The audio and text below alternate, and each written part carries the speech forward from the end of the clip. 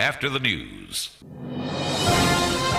Ananse Cassia Bono, Yajigo, Achim Branasi, Tola Information Center, Abubechow, Standby Information Center, Achim Akukwasu, Nyamenaya Information Center, Achim Kotokum, Victory Information Center, our Pankase, the Asempa Information Center, our Achim Akukwasu, Nadum Information Center, our Pankase, our you.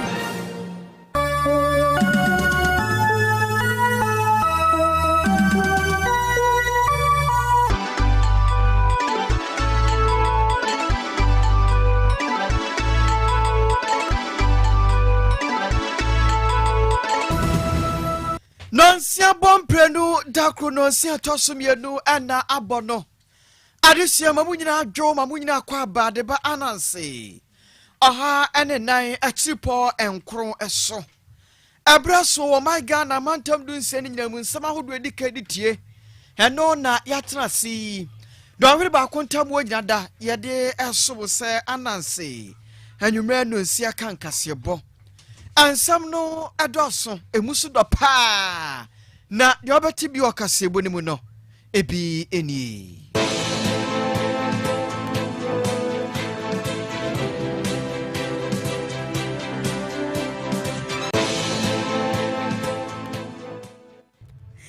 abusia besase e de free eye Ghana gold board wo mo akate na ene na dai Orasa mijemfi wachirase ne woyi nsam ano pa na enra dansam anobo kwam na afenwoma kimbeke kan yeso omo aboka no so wo mo ka hu enti wo mechirim. I challenge Afenyomakin to point to any page, paragraph, sentence, phrase or punctuation mark in the said reference reports of the IMF where the gold board was accused by the IMF.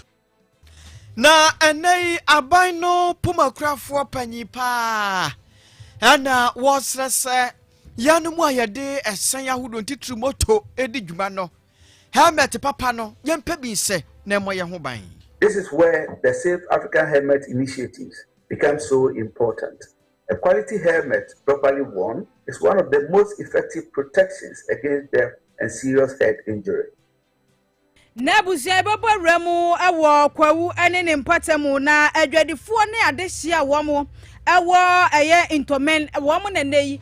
intomem yo womo nenei womo kire se eba na duane sekua yomu dia womo ye ne pa wo na nso akwafunti da bia womo brabo enkoyie Modefo enkan nyane ya maketo ko adwuma so kese wa ye won krase akese wa ye kwan bia nso mo ba ye kwan sem de anya kra nti esrese omono mmoa ye na omonye kwan Yabatu aso na yabagramu awo eye mfimfiri mantamu budumbure mabusia enei ese bia kotwe fa boto bi so ba wi akiri nipa baako wato nananom Inti no so di yifa anwa moto no so a oba ne ba bi odikosia na nipa baako ewu na baako no so ne nan baako apeche ema omo de ne call camp hospital okita load pa am so de kwata krade Yabatu aso na yabagramu ewo edwade eri sikasemu nana ya obema ebesum ewo ho Yeboremu ewo dwade ni sikasemu ekopiemu ewo Concerned Drivers Association omodi atudwa ye omo kire se DVL for the mrebiaba ye no ye driver ni na wo license no ewu na wonyan renew ya ewo sika bia wutua eno omo kire se omo nti ase Only no okori ni woni license mo se license in 2 years ni ewu eti mabuka ni na ma na tuo akani wi mo se penalty so when tuo penalty na nka mo nye license ni man Yabatu aso abogramu ewo nigedie ensem emu na trimudahima ebesum na watu aso enewo enigedie kase emu Prophet Francis Kofi Annan eno ade nsem betuja na watch say heaven there wo ho na so be ma wanhwe ne ya wonkobi ni nyina ne sen watch say wokoyi wuti asakora na wobedwa adwa enkasa wokọ akoshepi wuti anase wabodwe no wokọ akoshepi no enye sa dia heaven no unkobi Pema, what charity at the tin and name Obako hair. Utini you know wrong. We are jai shape na yanko upon the brew, Jaina, and war. Meant it to wedding. And some no do one na akawe home, yatra see ye dedije at the Sumwanya Sam Kitrakra na. And Moko Madaroma, Wabo Ebo Yetidom. Am Yasumu ye Dreams Village Natural Mineral Water in Soda Quadana Butu Sukroje no. me kan fo dia ma wo bobi na ebebo papa D&D Nazarene Company Limited impanyi se wo mo bo makuafo no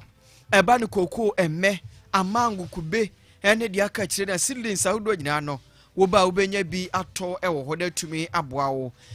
SIC Insurance Company Limited impanyi wo hoidie ajapade ahodo ayaye no yedi nsiachi ba besi echi ho na aboa ya manei ekoba se wo kire bi atorenchen bi to yen ne epiba bi de ani akire bogure mu ewo ho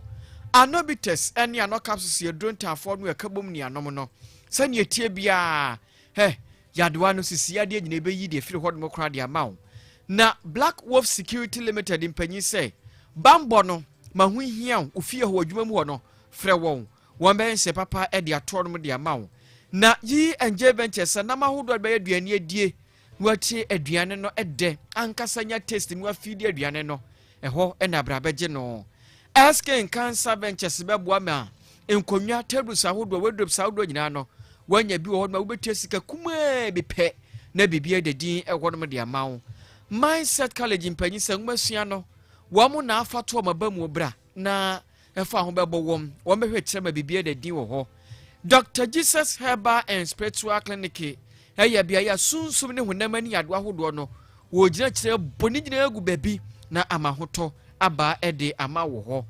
nyame akwan madaka sabatan momna na nkwada no niam nyina no ayakra magye mu de ni nyuma kwa hodo a akai Abusia Dreams Media College and American for the ama wo se woni so ade hunu sensentwe adwuma no beye bi wo ba no wo pese adwuma wo ye anyen sentwe adwuma de Dreams Media College and American for ede ama wo Redeem Great Power Ministry as American cho se yegusu o ye hyase na no dwada na na de esenda enegina mu din ye monwam osika wabuo mu ye nkodi mpa ye nwempa ye mfa mpa ye nyi ye ho aduro ne yensa ye ho yade nyina emu kukuhwe ase nyina ye nyimfiri ho anwumre bowura mu onpotam ne mia hodo information centers ahodo wo mu nyina da romanti wo mu abiebiem amakasebo ewuti bi na dwene ho omani krom enobutuo na nanom otia wi CCA achima kokwaso adawmagia mu achim adawsena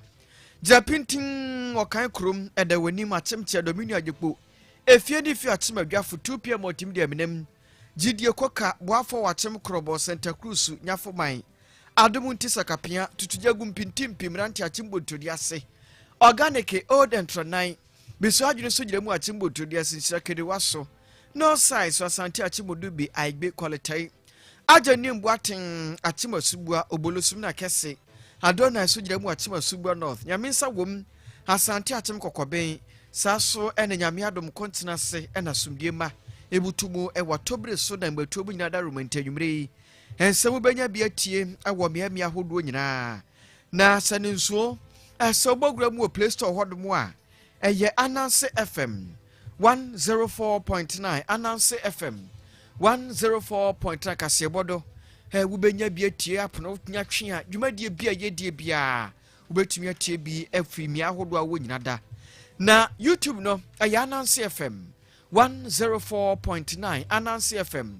104. na bowre mabusia kasebo no wubenya biatie nya bia hwe wo ho na bibia so da din ewodomo edi amawo afie sakina wono adaroma na YouTube no yedemu saso na tirem da hema hwe kirama ni ahodo ni nyina no aba wonu koye egiram aboa ama anigedi nsem nyina no waso atibina na yobema edi dwedi mu nsem beba na ya na yatena ase na ensem nyina no ye hwetire dia ma yeme atena hine kwabena pam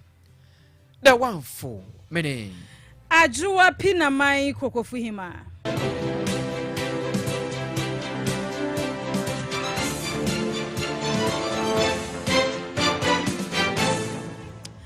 abusia yense kase na se na ye monwramu awo Ghana Gold Board wamo akache na ye borwramu awo honmo adwumakuo baako a eyo man ne dia kire se ba ne sesika akọ ho dwumadie si ebeto ene ebeton dia wamo enedi ho dwumadie ewo man Ghana mu na enrada nsentrofo nhia mu bi ekoso ada ne nyina no eye domkuma no mo fresa nsentrofo nhia mu no na won kasa mu no na panyina wogina wonyina na mu kasa ye eye domkuma no ba no dani wo mrahye badwafie Honorable Alexander Kwame na Osahene Afenyoma King wano ena wagina simpie ni apaswa kasa ye ewodom kuma no edinimu na ne kasa mu no wachire se Ghana Gold Board kadie wo mu abobi papa 22 billion Ghana cedis ebusia oka no wa ma wano no abre ne kakra billion na chese obi anu afe osi ase kakra se lien na wo mu no emodu ye pa ene abusia wo kire se ka wo mo abo God Board fo abonya sem kuma na ni nsem kura no wakeka no wo kire se hwe wo hwe se ne ne yaban chichichichi nkrofo di wo kwa fiase ye wo twe nkrofo abo so ye kire wo a ye se na yi wo bamwo wusika ka wo boy ye 5 million na chiri no ye se fanie ma ne bo sombo ne fabra ne fambelu no ze wie se nyame ya dom na NPP ama yokuo no nyankopo obie kwa ma obie wo mfie mpinu ne aduonu wotwimu no mo ba bamu a owura samija via hu e ka wo brugu ho no wano de se ne ye betimi ye betwe no ne nema wo de beba betua ne kana busia enya sem kuma ne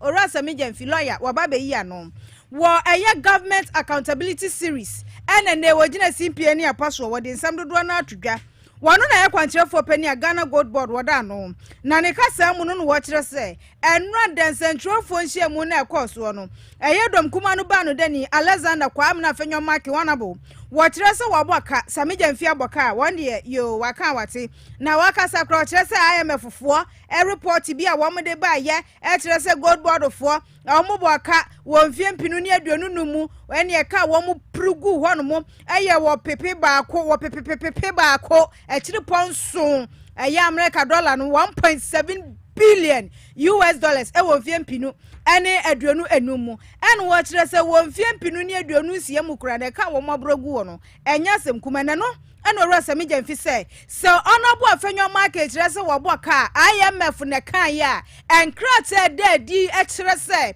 IMF ne kan ye no won famra won kirem baby biara bi wo page bia paragraph bia won famra bontin. Afenyoma King and his followers alleged on several occasions on the floor of Parliament and in the media that the Gold Board made losses in its gold trade operations in the year 2025. This claim is a barefaced lie, which has been debunked time without number by the Gold Board. The audited annual reports and financial statements of the Gold Board for the year ended December 31st, 2025, prepared and published by the Auditor General of Ghana, discloses an operational surplus of 907 million Ghana cedis and an overall surplus of profit of 5.4 billion Ghana cedis. This is an incontrovertible fact. Afenyoma King and his followers have consciously chosen to disregard the Auditor General's confirmation that Gold Board did not record an operational loss. They now claim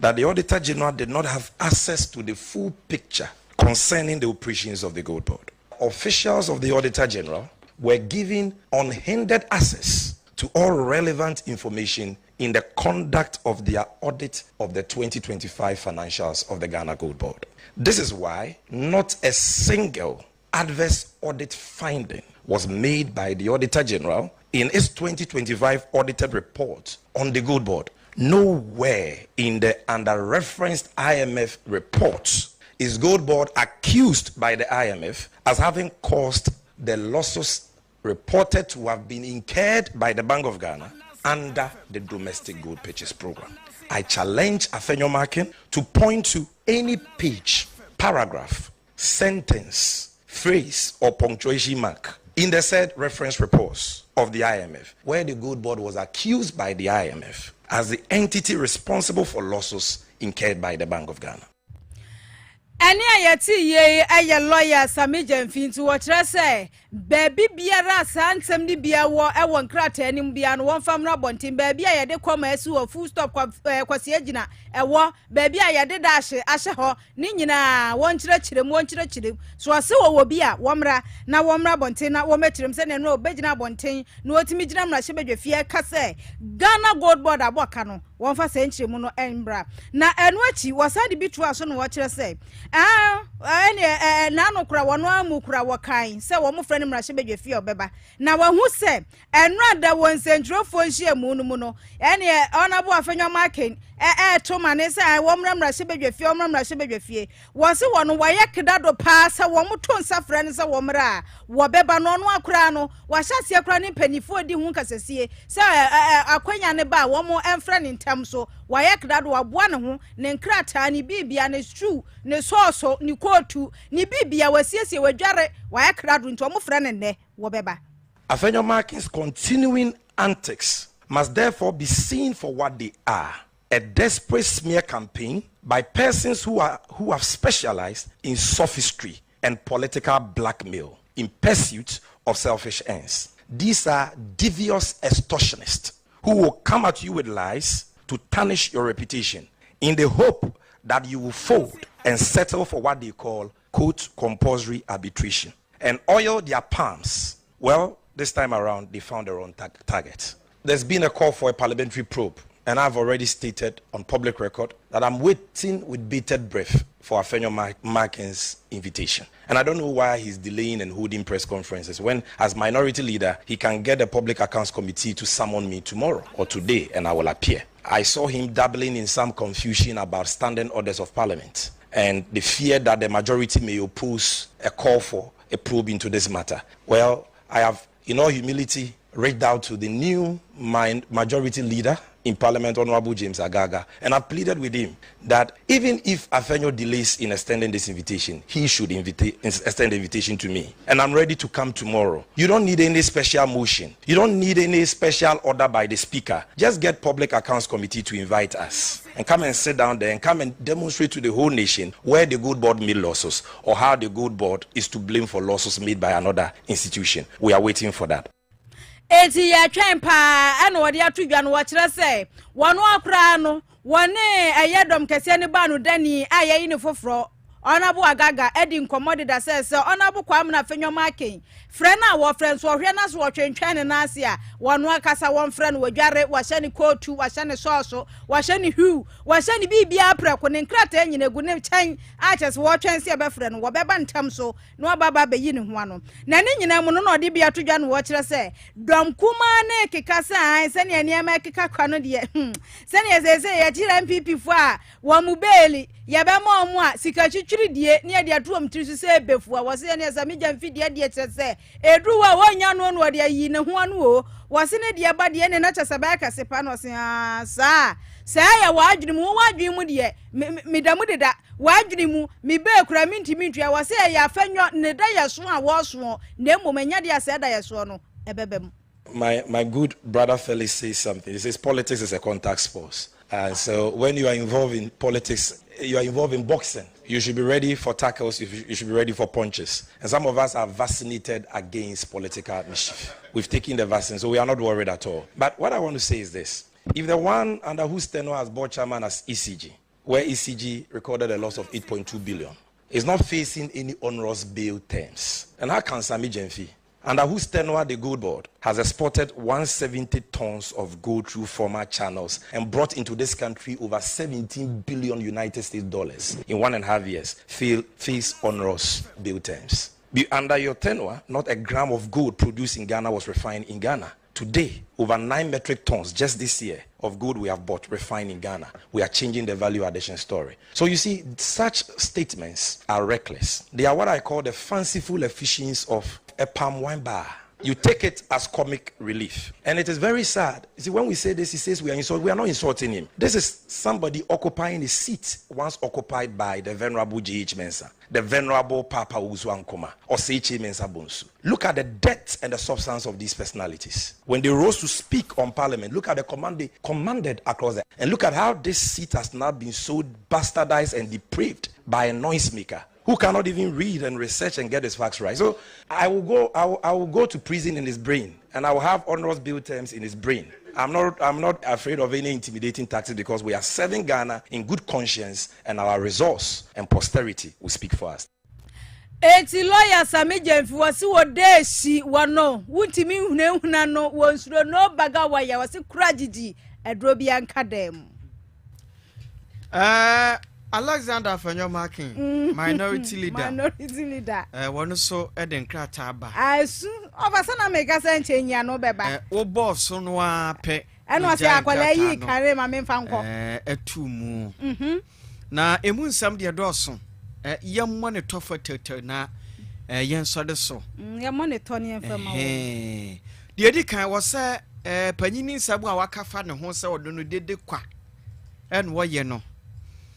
Wonim de walker. Enko foku. Na nay some chauffeur shame with your bay ye no. Wadia tum. Wadia pa dia tum. So beba. Adia no went to me and tress a cano, wo hono, woman moka, was open you know, wadia tum. Dia tosum you know. A ye systematic nay arithmetic no one taking na. Okay, come on. Open you know, come was said what was saying, you know. It's on records. Theorem, war on records. Oh, okay. And also, ha. Dear Tossum Yensa, what you say in Prempra ye Kaino. What penny in Chim who do the bay in Accra, no him wa.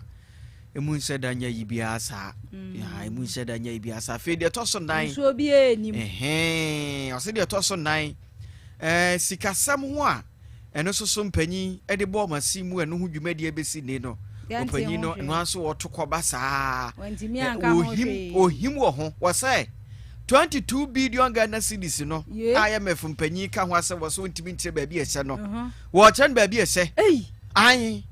was one for come a war. Quasiegina war, Quasiegina, full stop. One for the family. You and to say I am a for a seed country report. Number 26/213 no slash ni nyina aba ewom ono so de amano I guess bosumi ni mu no nkohwem apostrophe s ne ka ho ni nyina aka ho obehu enti minority leader so anu yi no ha ti bigidi se nto ankopem otena no obeba bonte abeka so say won say we no anya ne nkrata asem no ntino we why ni say na wose ono ankasa obekasa Yet was na yen free more gold board on sensemi wena. Yet was so bagram ewo abino pumakura for penny pa miche chief of staff. Ye Dr. Julius Debra Kachina ye bo Eddie Ray. Na ene wudrum o my Ghana has say ya. Ban se ukura moto na di djumedi ahodo a helmet na wo se no. Abibre mu ase penny chese nhwemu kakra ma yendi adanse pefe se Emrante wane maba wane edi moto di dwuma ne empese wobu oso koto a won hwebu nto papa o nu atowra ba na sanyame afa fie na ni akwansia bi enye si abekọ no na ni ti no emu adwamienu se ha wo cha se enamso menei ade ti ade sei wo kada hodo ani moto hodo manfo di nya kwansia no enipa enam so ewuo no eya broso ache so dodo enu nti Wamu asie di nkoma hwe kwampom befa so ebeboa menei no yetumi adi sadwumadi di edaso eye Save African Helmet Initiative Summit ekwaso nkran a enya samketwa na ewo sadwumadi yase na Dr. Julius Debra den sematu dwa kire se wo besre baabi a yeduro no asam na ye ka no mprempre no wahwe ya atenkyere baabi a wo beka so nya monso ayeso ya ne adie moto ne kura yen yedinya kwansia na yetimu dwa fam ho ben wo chese ba se ba hadwene sansa ye kan kwa ye ban no emaburu ni o ma ne da ache emaburu ni wo mo so na behwa menei baabi a yeduru bia yetimi apema kwa ne ko ba se wo chena maburu ni na ekọ no moto kwansia yensa helmet na eba ne se hadwene no nti no wo mo sre se emaburu no ye momoden ane amfa niam ntutu yie na helmet no yensa fantwi esen hodo no ebebo ma yenkwa yetumi abọ ho ban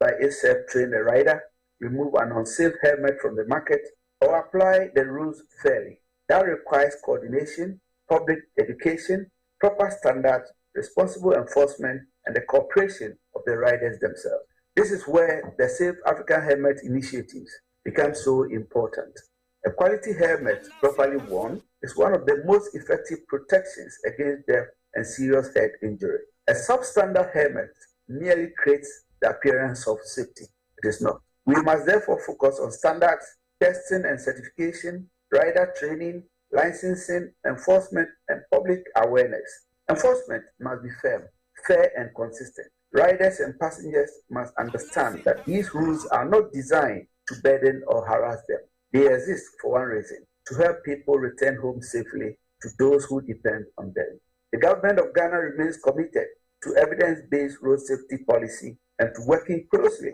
with the FIA Foundation, Transit, and all their partners. Together, we can advance the global goal of halving road deaths and injuries by 2030 and build transport systems that place human life at the center. And yet, aban no puma for penny pa Chief Justice, we Chief of Staff, Dr. Julius Debra, and watch the moon. Na ya free woman mu apomide ho nsam ho a ne nei wudru mu ewo eye wiase ama hodo ntitira bibre mu ase ye mpanyi nsewudi ahodo so koso ewo apomide ho nsam ho na eno na wo man Ghana so afo hwe apomide ho nsam so wonu kroyi ayo tutran de ma West African Regional Coordinating Center woni monyafo akwabna mita kando de nsema tudua kire se wobroni nu a ade sen ye kire se ye hwe no asua no wonwene ye ho Wanfa ko bibini nya hwe sanse da no adai covid ba yi ko bro ni hwe bibini anim ka kire de se kopim se wo mo ho no covid-19 vaccine ye be o ma wie amomanya hode no ye nya vaccine ni bi wo che se wo se no bie ya dwurim na kire nyansa na abo amed na yi a ye kwa ye bai no ye hyase abo ehu yie se ye ankasa bibifo no ye betima yi nnura hodo ebeboa na ye tra hwe ko bro ni animu a wade ne kwakwa ni fita wayo no ebe pa ye trima ma de ebe cha de ebe sen no faso ahodo wo se nya opumde ho no enya de sen sabeka. We need to get prepared. We need to be alert before any outbreak. We do not have to wait until there's an outbreak before we start doing things. So there's a need for us to be well alert and to identify where we will get what in the individual. I've already spoken about the experts on the continent, and they need to also build our production capacity on the continent. Outside COVID again, when COVID struck, we realized that we had to wait at the very back of the queue for vaccines. Other countries had to finish vaccinating their citizens before we were giving vaccines to vaccinate our people. If we were producing vaccines on the continent, I think that would have been avoided. So the need to increase our production and the need to also domestically mobilize and invest in where it is needed, especially in the next sector, is also paramount. Enti so afo sharpom de ho nsam so na wode nsemi atodwa na eno achi na panyi pa bowura mu abibre mu ase ya wono na ayaresabia hodo ya ankrankra de no da wo ma no Dr. Linda Dake wono so de kakra atoa so akire se ankrankra ayaresabia hodo no ni nyina beboa mene sa hoboabo empanyi ye wie peye no ntobesere se enka subom de ahodo ne nkomodi de wo se empanyi ye no. So it is not about support, it is about our positioning. WHO has a study that recognizes that 50% of service provision in sub-Saharan Africa is through private sector. What that means is that 1 out of 2 people seeking healthcare will interface with private sector. So it does recognize, the study recognizes the fact that private sector is a strong partner in achieving universal healthcare coverage. Enti ankra yare sabia hodo no so wo mo ka ho ene bebo ma eyewie peye. Yo, ya do mase. Abusia ma me fampia mu ewo Dreams Media College na yanko sua de wo hu. Yankwa gentete pa ne ma yen sentrofo ma pa na adwuma ne ye tumi aye ne aye ne yie ne aye ma ho ate na aye ma aye akono ohun enti no suapon ba ko a etete ade hye wani je ho sensentre adwuma no wa mo peso mo ye bie no na mo abawura mu ase na chese mo baba gentete na bibia tumi e kama pa ade ama ye nyina na ubawura mu awo Dreams Media College eba no sekase eba no sports eba no aye communication any media law and ethics a ni nyina ye church TV so edwumadie eba na ye camera ne kwan be fa so ye videos ye be twitwa DJ ne ne keka ho ni nyina website design networking basic computer no office management me say me penso me ko school gram nim computer mu ahun eba ni say ya wo kwatre fidie na kire buso hu no hwe na so ba enfa hu se computer no akola bi ka se computer enfa se computer no ni mu wuni mo ye bɛkyerɛw ama wahunu mu yie pa enti no abɔwura mu ɛwɔ Dreams Media College no abɛgye ntete no sukuu na hyɛ Ananse afamase adwumayɛfo a wɔhase na ɛtete wo enti ma ho nyɛ high first badge no sesei no wɔn mo gyina mo na so pampe a enya semkuma enti second badge na enkyɛ kora wɔn mo so ɛhyɛ seɛ ma na ma ɔtoɛ na bra na bɛfa wo forms no 100 Ghana cedis pɛ abusua bɔwura mu ɛwɔ ɛyɛ achemafo so Ananse afam ye butumu achemafo so asei wo bɔwura mu ase na ɔba forms na se sukuu no bia ye ho ewo ni wa brem abrosan foforo na ewo dwom ho no ne SIC fo wo mu no no abɔwura mu wo soro ho de no akɔfa forms anasa ni mpanifo ni nkomo wo 0509606000 na Redeem Great Power Ministry na ato nsafra wo enkenya som soro kokora ekoso ye hyase adwoada mesi na no pai sei na nya semkuma nyankopon ye nsankyere ne papa nwumre ye gina mu pampe no nsia ne fa na aboyi ampaya eja ye bompa ye ne oja fire ye dimpa ye se ya achimafo susika wabo me ho na sore ne wo na sofo pani adwumadi esi ne naso eye Reverend Michael Obofo Kuda na semtre da so wo se media ma asem eye soronko firi wodie no ho kora me ne wa asem na nya pe o enti wo fa asem no e de free Mose nwuma edikan eti aduonum chichemu no aduonu na wo hyase na no da unti ogusu nyame adom afiada na de dwumade ne nyina ba na wie ya no pɛ kɔ so no pa no nkrono no ɛna eye wie edumienu enti anwumre nso ye to aso saa nyame adom ɔkyena ya wo nso so ye bɛhyɛ ase no pa de no anopa de no eye no nkro ne awie premto brek efiada no pa de ne bɛkɔ so saa ne awie eye premto brek na anwumre nso de no eye no nsia ne fa edikosi no nwotwe enefa achemafo susika wabo me ho na sori no ewo walabi krom kwan ne so yenkwai na nyamedifo awie yemremu wade no yensankyerene womnam ne so na yeso oje ne fa hodie enye ye dia na mede obowramu awo ayensem foforo mu abusua adwadifo akuafo ene adehye a womo ewo kwaw ntomem enenei womo anu dam anyasem kuma womo kire se obowra mu oman Ghana mu hase ya ye kenkura hodo a eboa ma oman ni nyanuane edie se ye nuane ye bedidie yenya yese ye de ye ndo yensan kase kan no ye betena ye dwuma mu ya office ye sika ne ye de sija so ne no ane se den kura emben ne yedi ni nyina be kwa akotaduane adi womo susu a womo biro mu moja ni edo sam fifire edo edue no ba me yenya bidie no womo kire se anuane na ya krado no kura wose ye de badwom no ehyen wa hefa adenti na ehyen bia so wo ma ekwan na nya ekwan fu tantan wana de ne ehyen be fa so enam so mene womo kasa womo kire se akwanfu akwantantan ti obrani mu adendenden pa de ama womo so man Ghana yi womo ka ho bi pa na kwanto mami ayeka be kwawu be pon wo kwawu South Mansini no emu nenam so amene adehye a womo ho no makuafo no wanu da mu yie papa no womo kire se abandada ne penso no mo hyase so womo ye kwan na ne womo dwi so kakra mi ewuzo ye afedi obi nim ne ye na hanyan ye gya ye ne kwahwe kwan no aye adani kusikuro entu omo sra ban so amaye kwan ne mfa ma wo mo aduane na bu awo ho na nsoso entumi nkodwom we press of your market akese ene market akese we ne ma efafiri mo de ko enkan na nya ne market ko adwuma so kese wa ye won krase akese ye kwan bi anso mo ba ye kwan sem de enye kra anti esrese omo no mo aye na omo nya kwan na oh market come mu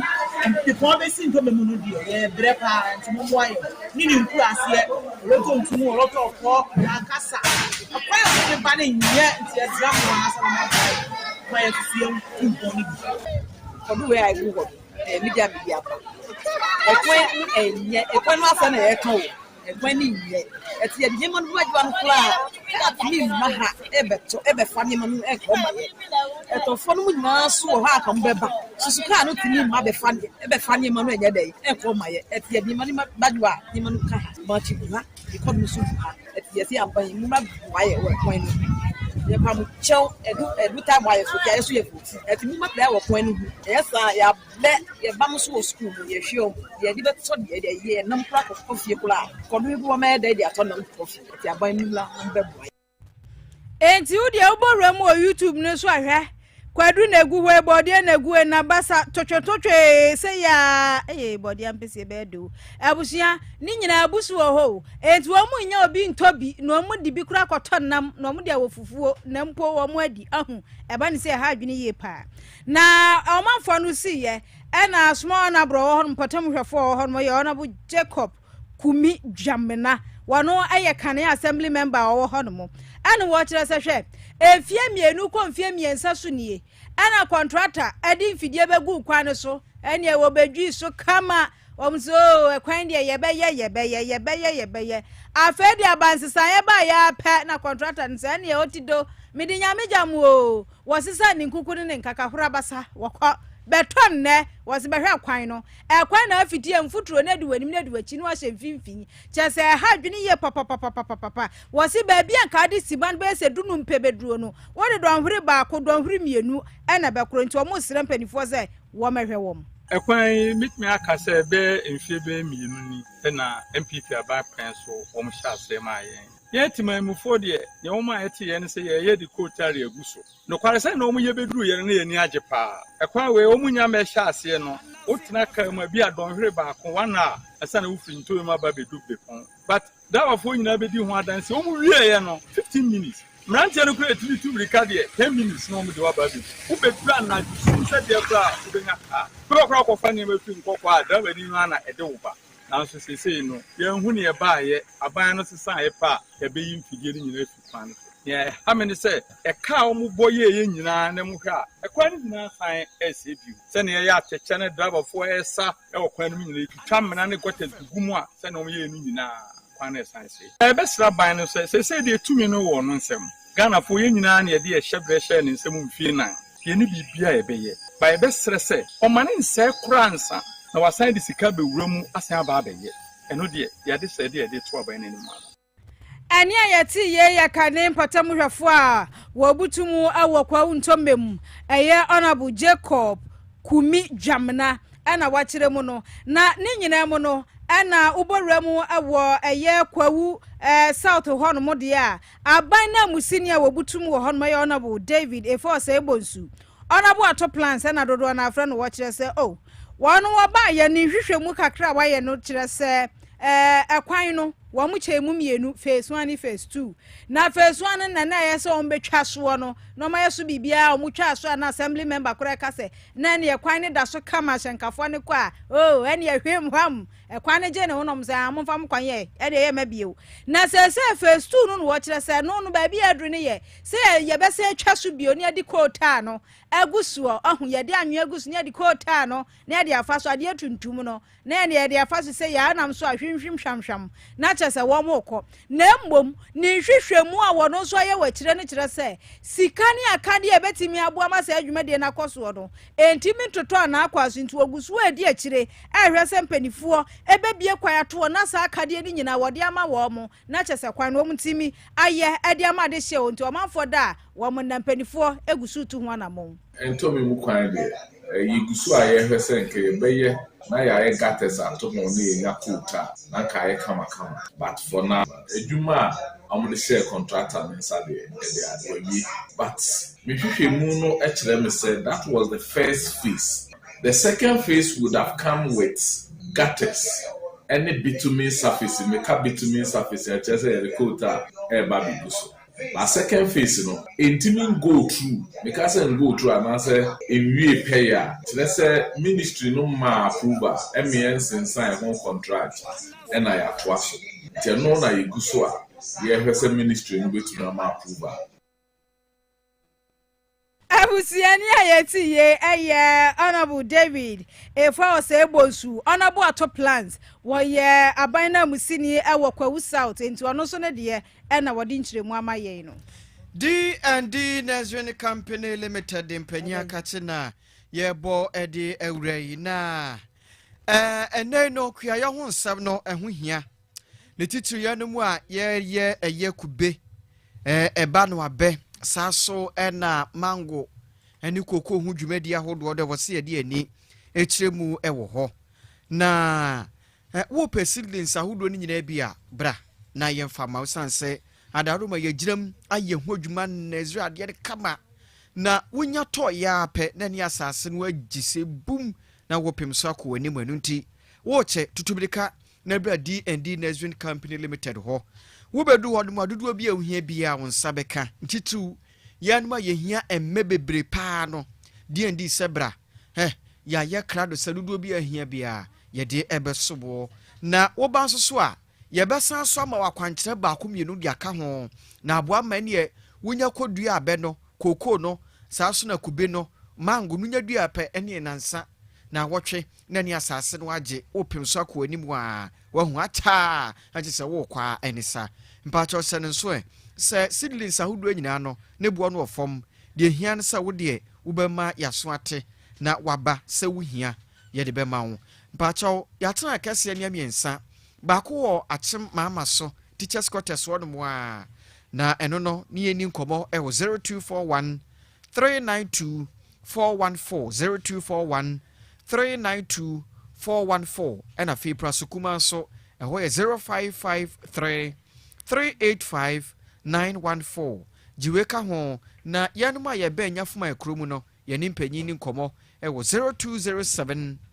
496 001 0207 496 001 na one empanyifo abonkomo e wo ho yabadidi ni yabanum nsuo ni yabekọ kuayo ni yabekọ yaba na ye ho beto ye nsuo ba akopɛ eno a any Dreams Village Natural Mineral Water nsuo da kwada na butuo no nsuo de nya botre eto afri mutam de abafu fidi asode so na enuanu ahodo wom na epapante avide mpanya agya tumu na onunu bia busua ensom yado ahodo nyina no tonkwanta amapai ubenya hoɔden agina so akonnwumadi ahodo nyina so aba bibia bedadin ede amawo sane nso ese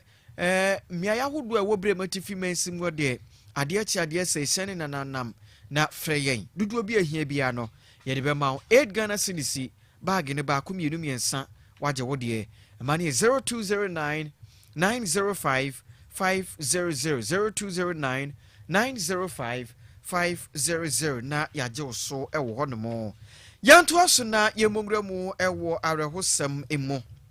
meno kasadu ani kyeremu ewo mfimfiri mantam gomua budumbura mu abusuan krato afiri ho eba ekire se awiei tipa truck ibe we kra de cargo de akotwa fa moto so amene ye kasa wura baako de wokura moto nu awotwe no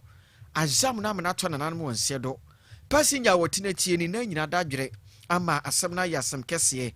na enu aka bia madansifo ebutu o kire se awiei wo mo ho no mo a de omu ya ne sasa cargo truck wo yo overtaking ene se wodi akosia moto ye nei e dia reho sebeti se dia ba yegusu a ye bo ho amani adansefo wo ho no wo mabo yamani sen saa cargo car no oyi afa ho na odi kɔ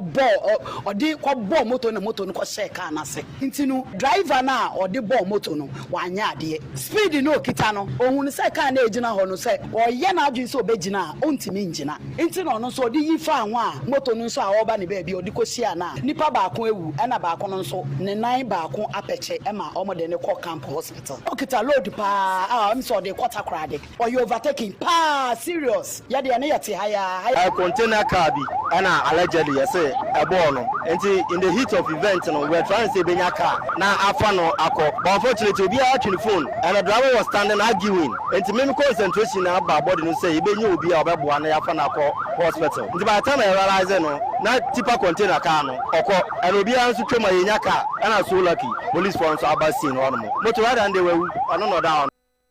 na enwati na maneboni a wadi nsem na chi opanyi da ko de ono so koyo ko hu ni de okoteye wo boy amane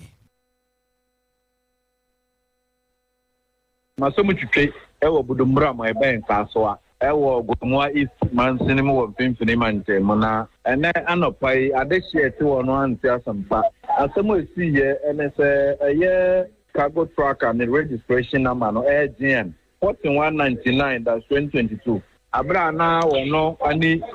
echran crime ofrita krade famu na echran crime na okada nso a wafa passenger ko wona chi a ono nso Africa so famu na echran Cape Coast omudru budumbura me feba bi zonda Ghana Limited ayo highway na na Fairmont eguso a oye no ese coach na makwan na daswa ma adoba ko America mo nso machi na wo mu duru ho no hwe mu cargo truck driver no na cars I didn't na kamia is a go slow kakra traffic kakra wo mti oyi afa ho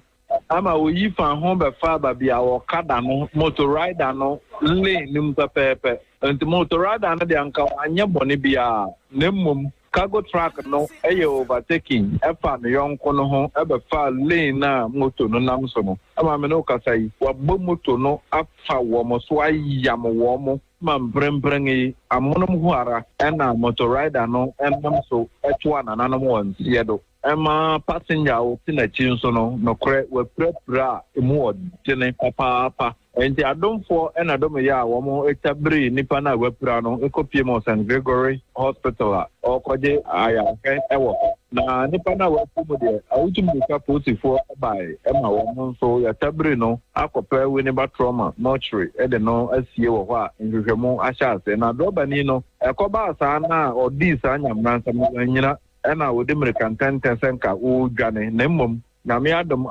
bi dom ye ama moto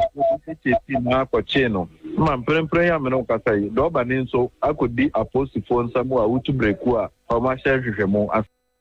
apanyi da kwama ne bo eno no yanto asomo nwura mu e wo dwade ni sikase mu na ya be ma bana na kwa aba ye jofa fa ye koi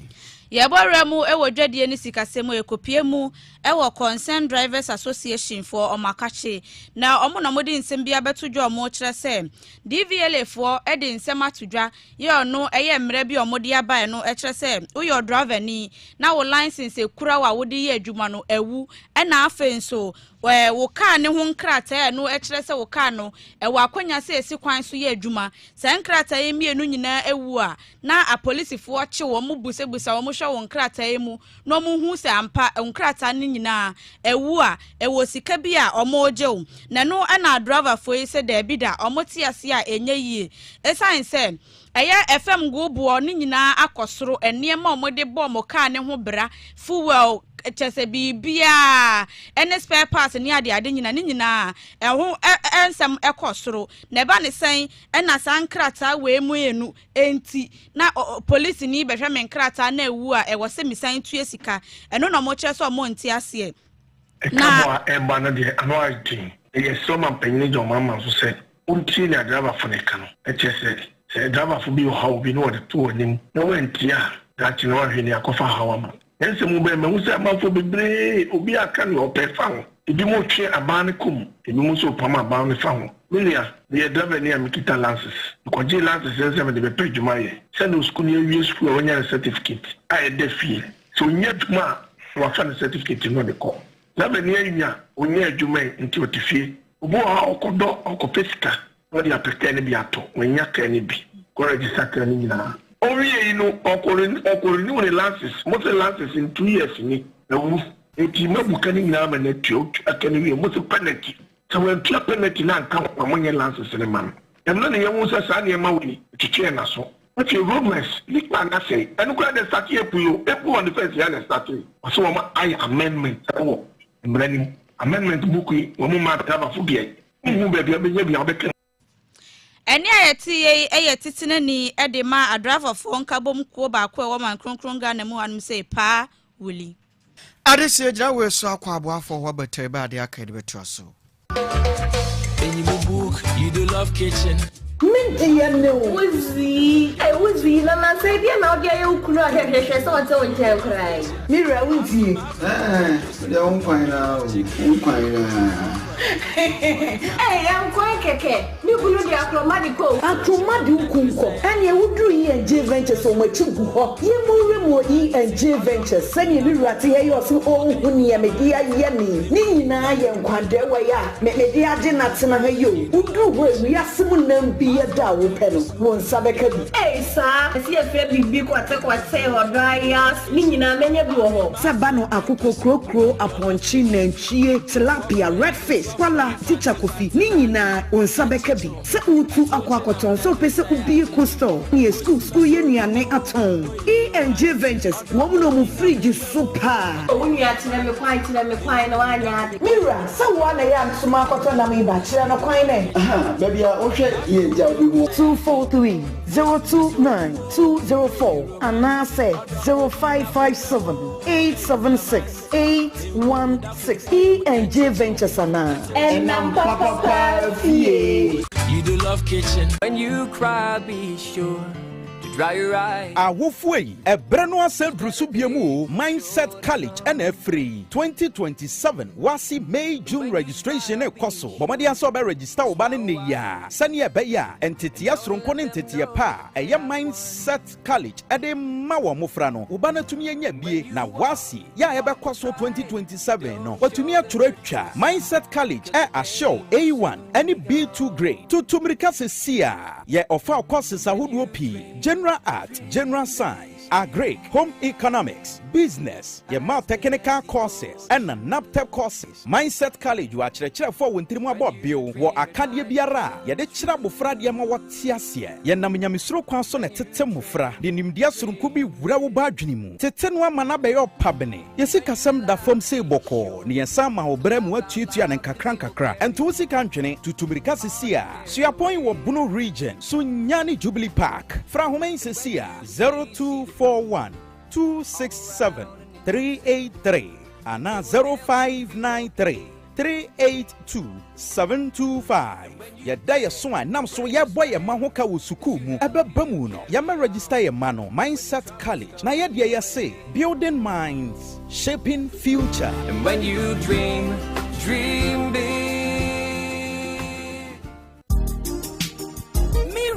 Mira, you now catch me say and kwade hu ne men ye be kwa akototo no. Oh, na koso yasa me kire osanka weekends. Na nke konkra akoto tobi. Mira, e wo breku anyame akwan madake. E de enkwada hu ne men nyina mutafo eniema etimi ababepuo mu e woni wabrem ase. Na omo niema no nso efo eye papa enkwada niema bi e disiesie omo ho. E te se powder, enku, eni spray ahodo abeguguo mu nsom de adware omu nyina no. Enkwada cars, enkwada coats, eni koshi, baby diapers entadia wodo enkwala no wardrobe no so ubenya bi e wo honomo sanso anani e force bill no so no omutwetwa ni nyina bi e wo honomo yo waka mate agya wo de na metie na ye be hunu nyame akwan madake e wo he echi akwan e wo new abrem runabout ni so honoma from e wo 0246 053 888 oh sene sanso ni ye benya ne amapapa a ne bo dafem wo nyame akwan madake atodia ene odo yewu afeni ebe wu Mira mewu dodo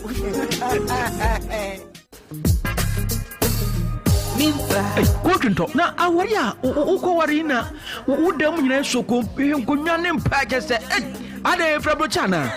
menu yakwa abota dabi o hwe edem nkonwa ne wardrobe ne mpai nyina Africa na heya o hwe yeseme krefra brochi efi SK Cancer Ventures asoye anyam nwanwa enanu mi twempa anyam sum honum pa no jai paise yire empabwa yi omdi cheche wi bi mo friends anyampa yi shurage just SK nankasana we too much hwe se ban stuffing chairs papa sofa office chairs and dining tables any chairs ahodo nyinara me say ebanem papa wo beda so yi open wardrobe no all sizes eban center tables modern TV stand na kitchen cabinet ne de menua jai matesefu na ka nyina so ya kyese wo ye mane pepa menua enye se wo kan obeya mana ye fama wo kra wo kon bedo wu ka che me kon bedo wu sai oh debi na woni mi se oje apprentice e kire wo madwuma na bebi a wo ti beto krampo de woni problem afin so wo su adwuma na wi a opese obeye work and pay SK Cancer Ventures abie no krabata na to apeti bebia won kokwa manfro munya trabo so ka to banse ni fa so pe ena buadua o Livingstone Junction abrosan fitana se honom pe asaman kase ubehunu Jamestown Junction achimafosu oben Diamond City Pub e wa brem kwan no so a ena ni wa brem oni the late SK Buafo Dino ne di hwe anim na main office ne de wo achim mama so for SK Cancer Ventures e wo 0244 960 988 0244 960 988 chese eba no bibia mfa nuanya dia SK Cancer Ventures odamu fua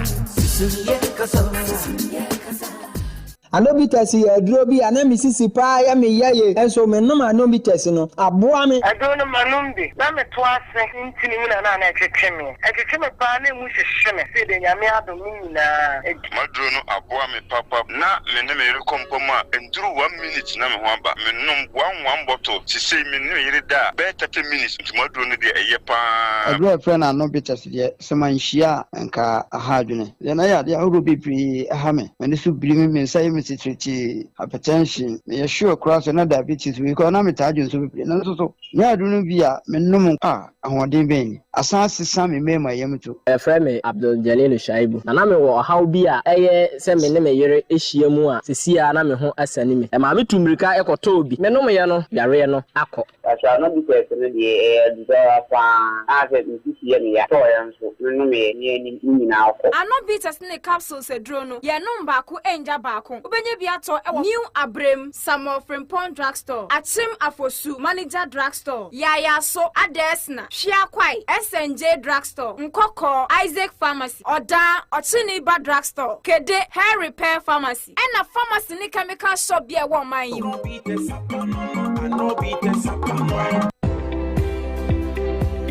Abusiafo, are you looking for a reliable security services for your home, hotel, bank, office, school, construction site, or business? Look no further, but rather look for Black Wolf Security Limited in collaboration with InfoSec Technology Systems Limited, your trusted partner in terms of safety, protection, and peace of mind. Your highly trained security personnel sayateti omwa omuhwe afie sikakrabia schools ahodo and sorry any biaye ahodo a ehube hia se ahobambo ebekoso ewo ho. We also specialize the supply and installation of high-quality CCTV security cameras for construction sites, shopping centers, schools, offices, residential homes, banks, hotels. Yes, I will. High-quality, long-lasting automation gate machines. Sa gate we know. Oh, Ralphia. Ehun hiya se ubesi akwakobio. Eye remote nuwa na udi bebie. Ebano electric fence installation no kradia. Jai. Protect your premises against intruders. Designed to keep your family, home, and business safe at all times. Black Wolf Security Limited ana. Yet on high-quality product. Regular maintenance and technical support. Yachira Kwan Ewo Akraman Junction in Sanwem. Nkrabata Nebiwo Amasamai Road behind Akramaman Cemetery, Accra. Friend was 0208 793756 0554 118 188. Obe to mean Swashwe and Sanu Jumani B all social media platforms. Black Wolf Security Limited. Your safety, our priority. Dr. Jesus Wakasa. Ochenko a yɛde atumpa no kyerɛ wo kasa ase ɔtea nankanduro no na Dr. Jesus ɔso wakasa ɔboɔ fada de fa ɔno na soma ne ɛkyiri nam totokɔwere nyankropɔn ama ne nsafoa nson so wamfa mbu adaba ne mpɔkyerɛ ne ama ne ɛnyi yarewa ɛmfiri nyame ma so ɛti sunsunsɛm ne ayaresa deɛ woyɛ ofrinti frɛtɛ jagadubɔfoɔ ɛti sɛ ɛyɛ sunsum mu awadeɛ kooko baba so wo a ɔsa ɛha wɔ anaasɛ sɛbeɛ wisi sɛbeɛ korɔntɔ wokɔ kɛtɛ so ano adwonsɔ bɛɛma wayɛ mmerɛ wɔ mpam dɔkta se yɛwɔ kadwo kodwo tɔ anasiku a enti ɛnyɛ ɔhaw koraa ɛtwerɛ ɛha fibroid low sperm count into obema wo hunsuo ntime ngoba ana wo stroke hawo sciatica ana yade bia hawo no sunsum de ene honam fam de doctor etnete yade a woni ho mmoa eye kompo dompa abu enti si abotre se de egu fufu so memfa ne number ene ne kira kwan ema wo owo nkokọ kede ana afi abrem nkokọ owasase aban junction eben oboba village kede nso owo kede musie o Mr. Otin aburu san na chiwa ni wa abrem nso so owo Southbrim bank dada no akiri ho a friend 0248 562430 ana 0242 40 29 86. Dr. Jesus ana we ofrintin frete we amansuo amankwa amame amuria ewo sunsunsem ene ayaresem pia Ananse FM 104.9 ya babia mpa yakoya yabaye to aso agbawura mu exercise mpanya kache na ejapade ahodo ewo no ye kwa ye ba ya trenchem ka ye hwanu tempanyi sei bra na sisa ahodo da ofa obesibu bi esanse unnim adechie ne wo kyerasem wodie no ayo moto o car o stores o pragia no bobo ya no fabrei na efensi achibensi echebeboa wo amekobasi yahyehyɛ bi nso yiri bi anase sene kura wo no ekwaje unsem ba bi mebewi akire na akobo bi abusuani nyina no SIC mpanyi ebeboa ma ehun sa ahodo nyina no awie pe ye ewo ho na enya no nko enei empanyi che SIC life so ewo ho na enumu nsisi ahodo no ɛyɛ baako ɛnan yɛwɔ educational plan plus policy no bɛboa ma akwadaa no baabi a waduru mprempren no daate watoa no so no mu asua mu amena kɔ n'anim ultimate family security plan no so wɔ sɛ kakra na woyɛ no fa bi bɛsie ɛwɔ hɔ na adwuma na woyɛ daate bɛkɔ ahomegyiem ɛduru hɔ dom a w'ani ankututu anka wo nsam guaranteed endowment no ɛsɛ bodua no so no fabra na fa ho bɛsim sie kakra acha ya finfinhyia benu finhyia miensa na sase e won fa so no de ama wo na final journey plan plus policy no ayie bi beba fie bia no samode mu ho asem nko ade abusua nya fe na abusua pagyin wo ko chinchimi ami ahodo ama ne ho akotete no ebasa be ha dwene SICDSA ibegyina wachi ama bibia de no nti fa ho boyen na enwuma di ahodo ayedie nyina no enya so emfa so sene so se ebutumo new abrem new station hodomo a store number 6 ehɔ na on sabe kan yen woni panyini komo 0302 977 552 0302 977 552 na 0559 940 205 abusu agina we so na ne kase bodo ye de asia sode ama DJ wojama betena se na de aka kire nyina no wo de atoa so ama news nya takire boa ye fie sekina hwe YouTube na chi de man sa so na trim de hima ma ye ni ahodo ni nyina no edumu atan so etena